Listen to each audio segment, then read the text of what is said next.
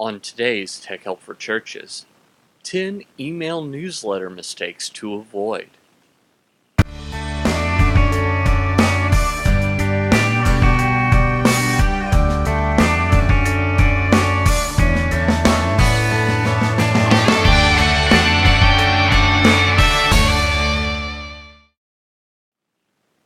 Hi, and welcome again to another episode of Tech Help for Churches. My name is, of course, Paul Allen Clifford, and I'm your host today, and I'd love for you to join the conversation. So head on over to trinitydigitalmedia.com/contact and leave me your questions, your comments, your snide remarks. Someone has already left a question since the last question and answer show, which that show records every Friday at 11 p.m. Eastern, 8 a.m. Pacific, 3 p.m. UTC, now that we've had this time change, which I'm in favor of getting rid of altogether.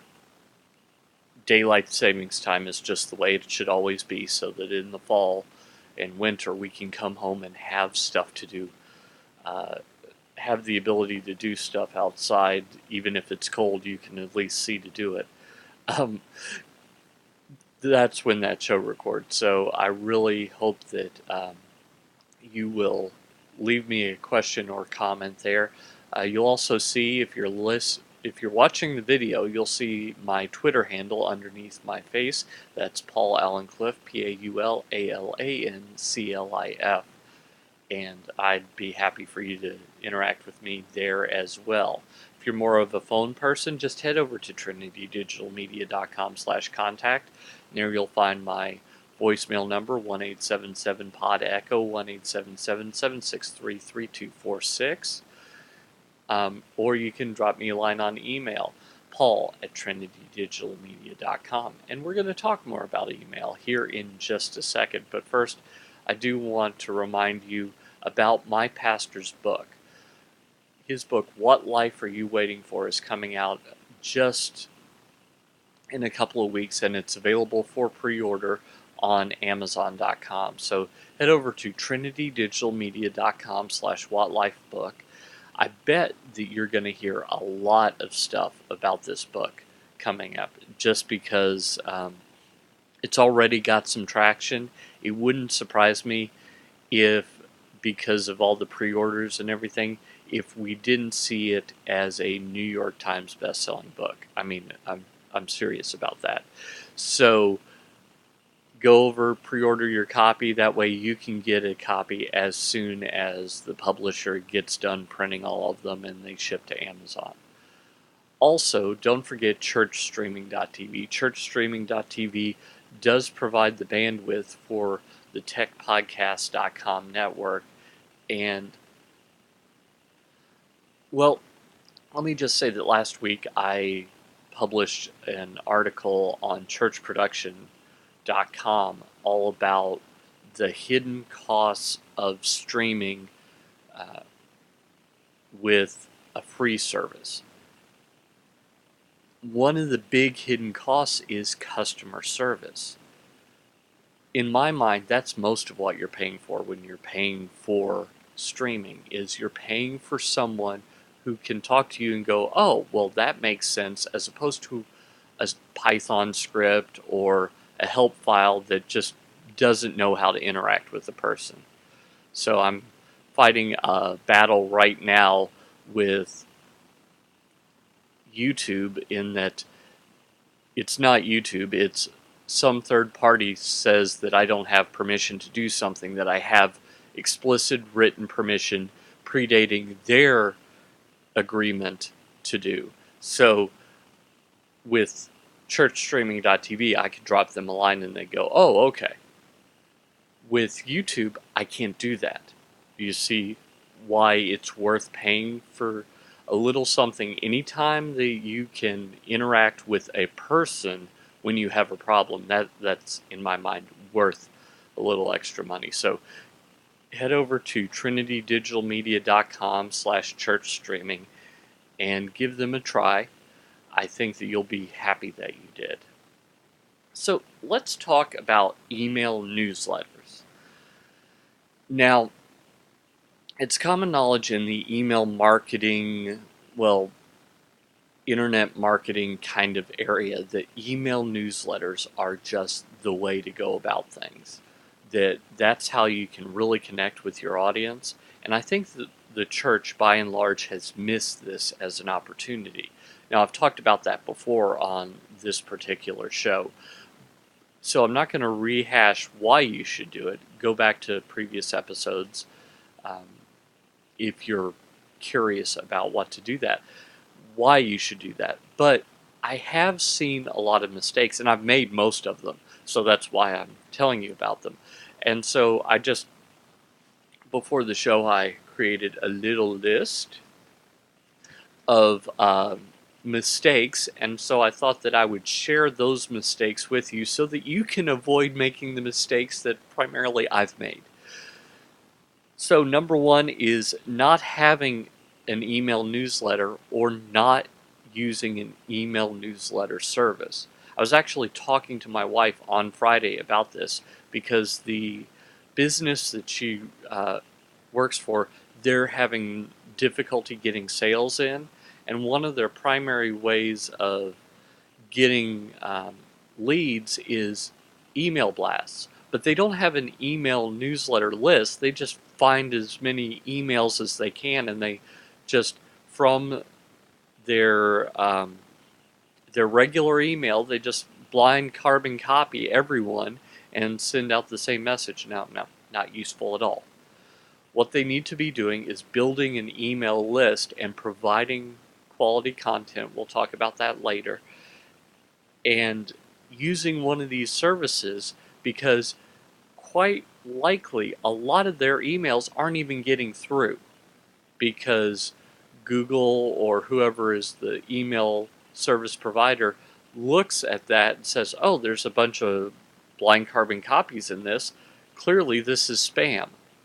Whereas if you use an email newsletter service like MailChimp, Constant Contact, Aweber, those kinds of services. And by the way, MailChimp, you can start off for free for a couple of thousand people on your list. So I'm not to that threshold yet. So my MailChimp account is free to me. And that's something that I would recommend all churches start out with. Since most churches have less than 1,000 members, you can get this going for free and reduce your postage cost, reduce a lot of the problems that you're having, and just do this via email. Number two, not emailing often enough or emailing apologetically. Now, let me talk about what that is. A lot of people kind of feel this guilt for having an email newsletter. And so what they do is they will do things like not send out very regular newsletters. I send mine out once a month. It's Monday. I send it out at 9 a.m. Eastern, 6 a.m. Pacific, so that basically, if you are in the U.S., chances are one of the first emails you read on Monday morning could be mine. And I've tested those times just to see what's the best, and we'll talk about that in a minute. But I don't say, when I skip a week, I don't say, oh, I'm so sorry that I've skipped a week, or I'm so sorry to bug you again, or excuse me, may I please be in your email list inbox? I know that you've given me permission before, but uh, yeah, that's really annoying. And it needs to be a habit. So pick a day. We'll talk about testing later, but pick a day and try and do it at that same day and time every week. I don't want you to do it once and then 6 months later do it again, because people will forget that they subscribe to your email newsletter. So that's really not all that helpful. And in what I've heard is in testing, a lot of people have found that they don't get a higher unsubscribe rate the more often that they send these things out. So if they send once a month out, about 2% of people unsubscribe. If they send them out once a week, about 2% of people unsubscribe. So the percentage doesn't change based on how often you send them up to a certain point. And we'll talk about that later. I've said that a lot. Anyway, so the other end of the spectrum is emailing too often. There was a list that I was a part of that had some good information, and he went from weekly to daily. And I thought, well, that seems like a bit of a jump, but that's okay. Until daily became twice a day. So I was getting emails from this guy like when I would wake up and then midway through the day. And I hadn't signed up for that. I'd signed up for once a week. So even though there was good information, he didn't write like sentence long emails. They were like 1,000 words, 2,000 words. I mean, a good lengthy thing. I don't know how he wrote this quickly. And so I just couldn't read all of that email, so I just unsubscribed from him because it was just too much. I thought about unsubscribing when it went daily, but when it was twice a day, then I knew I was going to unsubscribe, and that's what I did. So you can send too many. Weekly is probably a good time. Monthly is probably a good time. Even a couple of times a week is fine. But when you're doing more than daily, unless people have signed up for that, by the way, when you're creating your email newsletter, if you make it clear that this is a daily thing, that's something totally different. So when I was in college, when the internet had just really started to catch on, there was like a daily top 10 list. Well, I knew it was daily. I expected to get that every day, and eventually it petered out to nothing. But before that time, I kind of looked forward to it. It was the top 10 list, so it was short, and I think that's worth doing. But if I'd signed up for the weekly top 10 list and I started getting them daily, I might have just said, yeah, that's too much, because my expectation was that I would not have that many emails. Number 4, being too sales oriented / not giving enough value. Let me explain this, because this show is for churches, so a lot of churches might be thinking, well, we're not trying to sell anything. Oh, really? Are you trying to sell attendance in your church? And by sell, I don't mean get people to give you money. I mean, every single email, do you say, hey, by the way, you should come to our church? Hey, did we mention you should come to our church? Or, we've got a great kids program. They would love to come to our church. Depending on your audience, and when you create your list, you can choose who the audience is for. If it's for the people that go to your church, you don't need to remind them to go to your church as often as if it's people that have never been to your church. But if it's people that have never been to your church, you must provide a lot more value other than, hey, come to the church. Hey, we've got a great church. We're the loving church. Did we mention we like people? That all may be true, but what I want you to do is I want you to think, how can I give, and occasionally remind them of what we offer as well. So back to the example of where my wife works, they do document storage. They're actually in a large underground facility. Used to be a limestone mine. So they also do document storage and scanning. So their temptation might be to send out weekly things that say, hey, we've got a special on storage this month, don't forget that. Hey, don't forget about our scan on demand service where we'll store all your stuff, and when you find that you actually need it, you just tell us and we'll scan it and send you the links, etc. They could do that.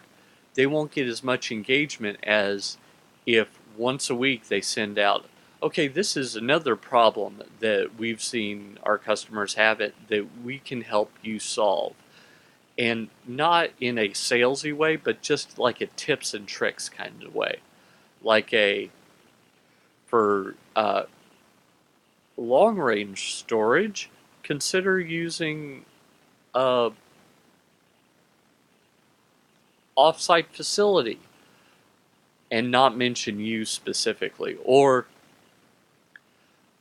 here's a deal that some of our customers are taking advantage of from a third party on document storage boxes.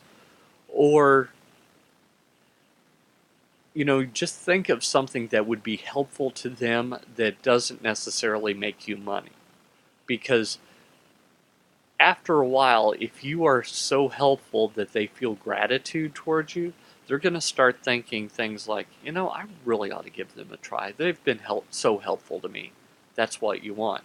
So in the church, you could have like a parenting newsletter that week in and week out gives parenting tips. Hey, how to deal with a strong-willed child, how to deal with a child that won't do their homework, etc., etc. And then once a month, once every 2 months, you might mention a really fun kids program at your church. You see how that works? You've given them a lot, and they should be grateful and eventually say, we ought to give that place a try.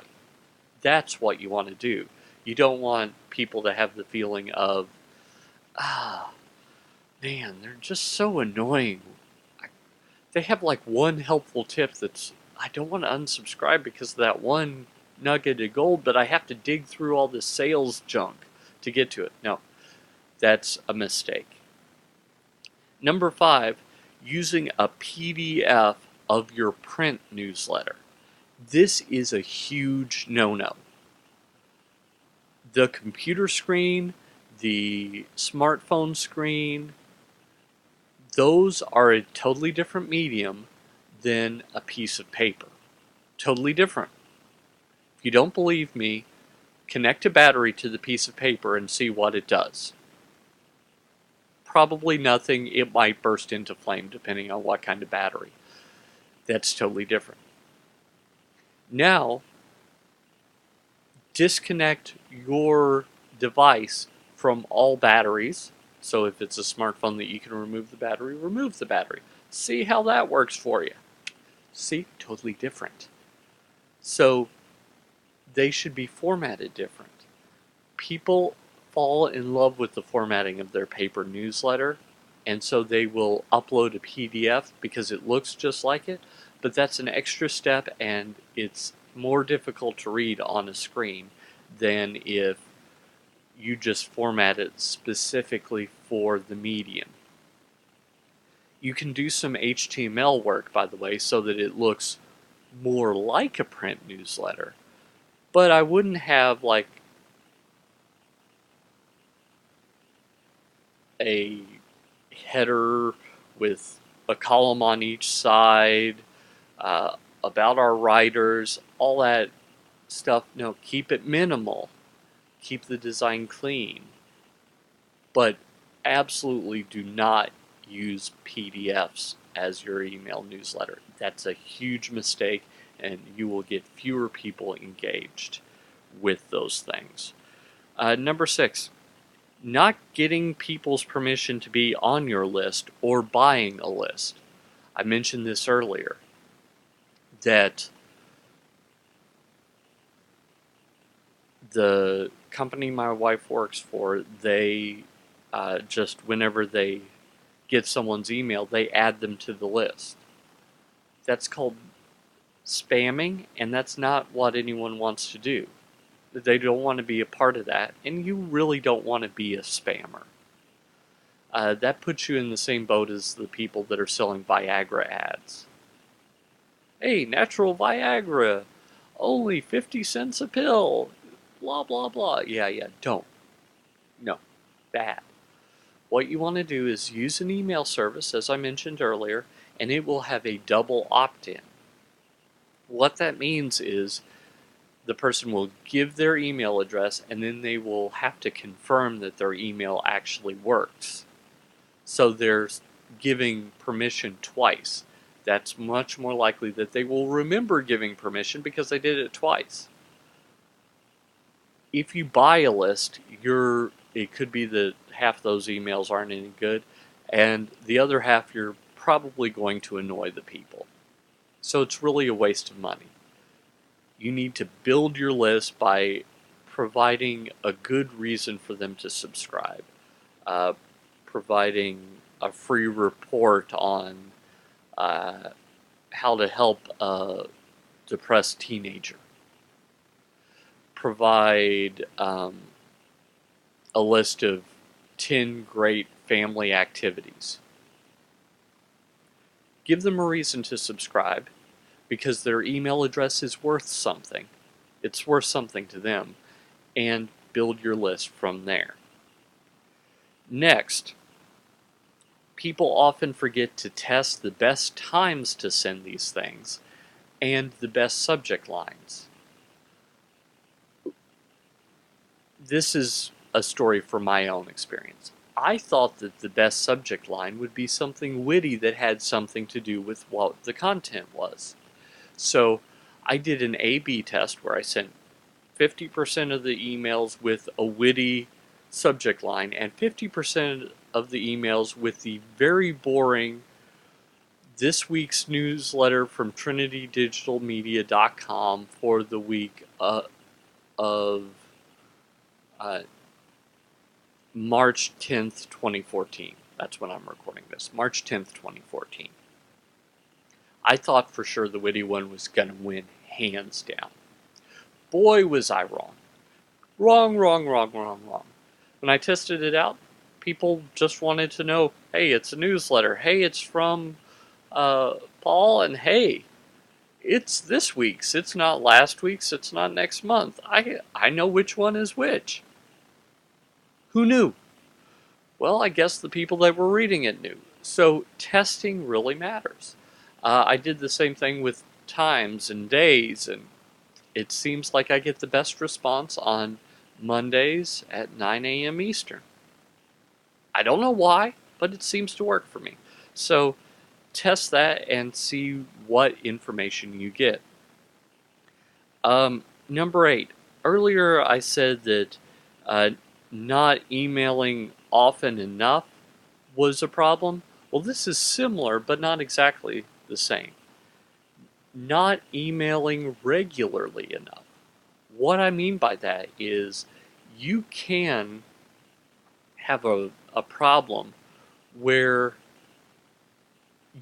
while you email about weekly or about monthly, sometimes it's not that often, sometimes it's more often. It goes back and forth. Sometimes you'll forget about it for 6 months, sometimes you'll go back to it. So regularity matters because remember, we're trying to get people to remember us, expect the information from us, even look forward to it. So regularity helps. That's why I do these shows every Monday at 11 a.m. Eastern, 8 a.m. Pacific. If it wasn't for the annoying time change, it would always be either 3 p.m. UTC or 4 p.m., depending on the time of the year. I really wish there wasn't this time change. Can you tell that? If it wasn't for that, it would always be the same time. Regularity. I would always get the replay up the same day. That's my goal. Regularity. That's why I do this, is so that people can grow to depend on it. I think this is the big mistake. I know that making television shows is difficult, but I think it's a big mistake that television companies make in having seasons with long breaks in between them, with having reruns, I think I would want people to get in the habit of watching my show and not have any excuse to break that habit. In fact, I would, if it was a good enough show, they might cancel some of their own other plans to get to it. That's what you want. So, taking a week off for this or a week off for that, no, that's a big mistake. That's why I do these so regularly. And you should do that with your email newsletter. Is regularity is the key. Number 9, never cleaning the list. There is an email address that I need to clean off my list. Since the beginning of the year, I've gotten a response back, and I told you these were mistakes I'd made, that this email list has expired. What I expect is actually going on is the person has left the church and they were using their church email address, and so it's not that it's set to forward automatically to the new place, it's that the email, it's just going nowhere. Now, if you're paying for your list, let's say over time you've built up 10,000 names on the list, you do not want people that aren't reading your list, aren't reading your newsletter, that people that aren't really involved in what you're doing. You don't want any of them on your list. I know it was hard work getting them there, but if they're not going to ever read it, it doesn't help you and it doesn't help them. So just clean up the list. So that's something that I think that I would do immediately. In fact, probably as soon as the show's over, I'm going to get rid of that email address from my list to clean it up just a bit. And number 10 is expecting 100% engagement. If things work well, you're likely to get 10 to 20% engagement. I'm sorry, I wish it was better. It's kind of like tithing. If things go well, you're likely to get 20% tithing in your church. If it's if your church is really into it, you might get more. If you get more, that's great. But don't have the thought, well, I've got 1,000 people on my list. If 1,000 people read it and 1,000 people do what I tell them to, and no, that's not going to happen. I'm sorry, I wish it was. Because I've got a little over 1,000 on my list, which it's still a small list, by the way. I know a lot of churches, you don't have 1,000 people in your congregation, but you can't imagine that everyone is going to do anything. That's just the way that it is. There's the 80-20 rule that's in effect. 80% of the people do 20% of whatever, and 20% of the people do 80% of whatever. It just seems to always be like that. And I don't know the whys, I just know that it seems like it always is that way. So what I want you to do is not expect that you're going to get crazy engagement, crazy numbers. Just be realistic. Because if you're realistic, you're much more likely to think, oh, I'm not failing miserably when 20% of the people read my email list. That's what I should be expecting. So those are the 10 things that I think people are making the mistake of doing. Just to recap, not having an email list or not using a service is one. Number 2, not emailing often enough or emailing apologetically. Number 3, emailing too often. Daily or more than daily is probably too often. Number 4, being too sales oriented and not giving people anything valuable. Number 5, using a PDF of your print newsletter. Number 6, not getting people's permission to be on your list or buying a list. Number 7, not testing the best times and subject lines. Number 8, not being regular enough. Number 9, never cleaning the list. And number 10, expecting 100% engagement. So I hope that that will help you in your efforts to reach out to people this week. So I'd love to hear how that works for you. I'd love for you to just do your best. Do your best to go out and change eternity. Until next time, I'm Paul Allen Clifford with TrinityDigitalMedia.com.